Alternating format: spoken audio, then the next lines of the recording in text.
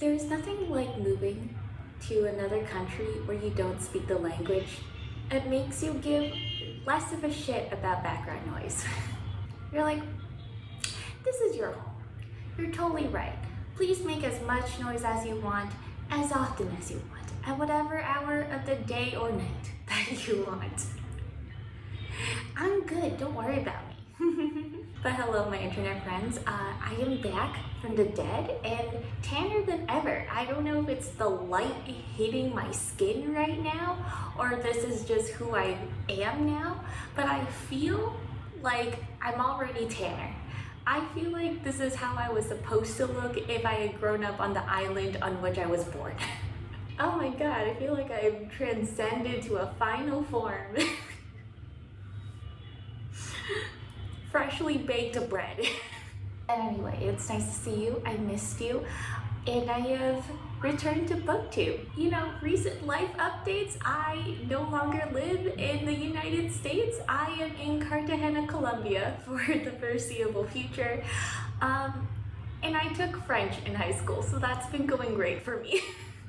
But in my stress-Duolingo-streaking, I've been inspired to create an original Booktube tag. So we're calling this the Learn a Language Booktube tag, also known as the Un poco de Español Booktube tag. So the prompts are based off of and inspired by common questions and phrases that I feel like you learn when learning a new language in general, especially if you're traveling. There are certain phrases that kind of come up pretty often wherever you go. So since I'm learning Espanol, I will be asking those questions in Espanol and naming a book that is based off of that prompt. So if someone was learning French or Tagalog, they would re-ask those questions in that language and then answer the corresponding prompt. Does that make sense? Hope that makes sense. Okay, so let's get started. So for me, Número Uno, un libre. Nope, that is the wrong word. Okay, 1 second. So prompt one, Número Uno, un libro en español, which is a book in español. So for this, pick a book that is translated from the language you are currently learning. For this, I'm picking Deliro by Laura, Restrepo. I hope I pronounced that right. I practiced incessantly, but you know when you like hear a word and then the moment it is done, you can't remember what it sounded like? That happens to me all the time, so I apologize. But Deliro is a book that follows a man who, after coming back from a 3-day business trip, discovers that his wife has gone completely mad, and he embarks on this journey to find out what happened to her and how to bring her back to sanity.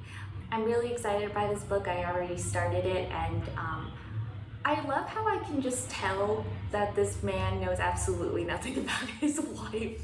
He doesn't know her favorite color, he does not know where she was born, he does not know the names of her bridesmaids, he knows nothing about her, and I fucking love that, and I'm just so interested in seeing what secrets he uncovers about his wife, which are just like things about her. Also, this book is told through multiple perspectives, and I am really looking forward to getting to the perspective of his wife, Augustina, because she seems like a very fascinating character, and I am also curious about what is this madness that she's experiencing. And yeah, and I'll have to update you when I finish it. Número dos, ¿Cómo te llamas? What is your name? For this, the prompt is pick a book with someone's name in the title. And for this, I'm going with Enchanted by Gail, Carson, Levine. So before I dropped off the face of Booktube, part of my bit was that I was going through all of the childhood books I had read and seeing how well they had aged. Spoiler alert, not well, but Enchanted was the diamond in the rough. It was the best book I ever read. I rated it 10 out of 5 stars. It was just absolutely delightful. Ella is such a strong character, and she absolutely stands the test of time. This book was published in 1993, and Ella is still an incredible role model for young girls in 2023. I also found the book incredibly funny and engaging and entertaining, blah blah blah, etc, etc. And also the love story between Ella and Prince Char is just freaking stinking adorable, and I'm so delighted by like just how much he sims over her. But yeah, I would highly recommend Ella Enchanted for anyone of any age. And if you have a child, I would recommend you just slipping that book somewhere in their room and just leaving it. Because they're gonna find it and they're gonna read it, you know? They're not gonna read it if you recommend it to them. They have to come to it on their own. Número Tres, Lo siento, no entiendo, which translates to, I'm sorry, I don't understand. So for this, the prompt is name a book with a miscommunication in it. And for this, I'm going with Now Is Not the Time to Panic by Kevin Wilson. For those of you who also knew me before I fell off the face of Booktube, I have one toxic trait, and it is that my favorite author is a cis white man from the Midwest named Kevin Wilson. He wrote this book called The Family Fang that just absolutely endeared me as a child, and young adult, I was 20 when I found that book, and I had been obsessed with his books ever since. And in late 2022, he released a new novel called Now Is Not the Time to Panic. And it's about two teenagers who one summer in their sleepy Midwestern town create a poster with a foreboding, like mysterious message on it. They just spread this piece of art that they just made off of a whim, and it actually causes a mass panic in the sleepy town because no one understands what it is, they don't know what it means, and they don't know who created it. And this thing that was just done as like a random stunt by two teenagers that really wasn't supposed to mean anything just turns into a historic mass riot. So you could say that was a bit of a miscommunication there. And I love this book. It validates how I feel about art and how I feel about the creative process. There's something about how Kevin describes these two teenagers creating something that is so special to them, but they can't explain why. That reminds me of why I like creating art and why I like writing myself. And I love seeing characters who reflect that. I will say that the book starts off extremely slow. Like until you get to the inciting incident of them making this poster and putting it up, it's extremely slow. And it's actually pretty par the course for Kevin Wilson. So it's not for everyone. Also, fun fact, I've introduced Kevin Wilson to two booktuber friends, Camilla at Hasty Books and Rosica from the Midnight Reader. One of them loved it and the other thought it was just okay. So I'm just saying it's totally fine if Kevin isn't for everyone. It won't hurt my feelings. Número Cuatro. I have my notes off screen, can you tell? Número Cuatro. Cuánto cuesta? How much does it cost? And for this, pick a book that's about money. So for this, I'm going to talk about Decolonizing Wealth by Edgar Villanueva. So I'm going to quote this directly. It's about the dysfunctional colonial dynamics that are at play within the philanthropic industry, and just how like principles of colonialism and racism show up in this work that is supposed to be all about redistributing wealth to people who actually need it. And I really like this book so far. It's actually a book that we recommend a lot in my organization. I work for a company that runs like anti-racism trainings and workshops for small businesses, and we recommend this book a lot in that work. And no one told me to read it, but I just felt like we recommend this book so often that like I wanted to know in depth what it was about, and I'm really liking it. What I hope to get out of it is more inspiration on how I can interrogate principles of my everyday life and how society currently runs, and question why does it have to be that way. So currently I'm in part one, which just talks about his experience of the philanthropic industry as it is, and I hope in part two it covers more concepts of what it could be if we weren't going off of colonialist principles. That's what I hope to get out of that book. But either way, like I'm having a really great time reading it, and I'm extremely engrossed by it. It's also only 6 hours long as an audiobook, so I think it would be a really fast read if you wanted to just add more nonfiction to your diet. Número cinco, ¿dónde está? Which translates to where is ... For this, the prompt is pick a book about a place, and for this I'm going with Wild by Cheryl Strayed. Rosica actually recommended this to me years ago when we first met. So Wild is a memoir in which the author Cheryl Strayed talks about her experience of hiking the Pacific Crest Trail, which goes from the Mojave Desert to into Canada, and really not having the hiking experience or know how to do it. After being wrecked with grief by the death of her mother, there's just something about this trail that compels her to hike it, and she wants to basically walk herself back to life. And it's a beautiful memoir. Cheryl Strayed is an incredible writer. The first book I read from her was Tiny Beautiful Things, which was snippets from her advice column, Dear Sugar. And it's incredible. Cheryl Strayed has lived such a life. I don't know how to say it. She's experienced so much loss and grief and abuse. And I don't want to say that she's so much stronger from it, because that feels very glamorizing of trauma, but the insight she pulls from her life experience are just unlike anything I would have thought of. Like, if anyone was going to write an advice column, it should be Cheryl Strayed, because she gives literally the best advice. But anyway, Wild is an incredible memoir. Also for me, it's incredibly comforting to listen to someone forge this path on her own.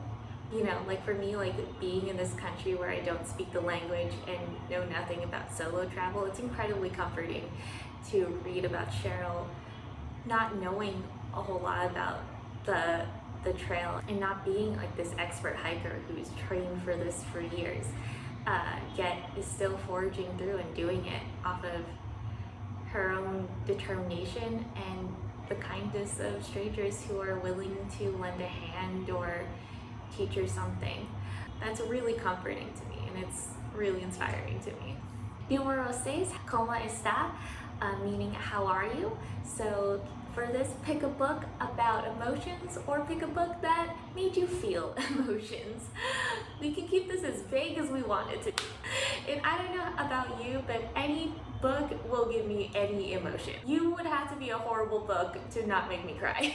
But for this, I'm gonna go with The First Bad Man by Miranda July. I read this 2 years ago, I think. It's extremely hard to explain. I would say it starts off with this woman who is in her late 30s, maybe even her early 40s, who's just absolutely a deadbeat.